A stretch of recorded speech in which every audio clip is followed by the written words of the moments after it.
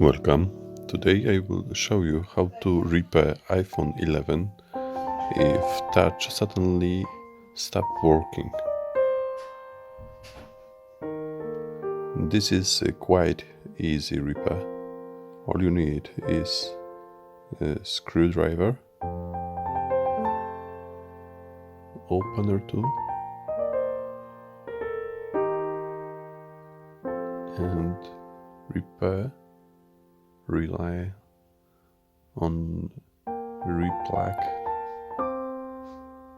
the screen connectors. This is quite often issue in iPhones. If you have any question, please write below in comments. Don't forget to subscribe our channel.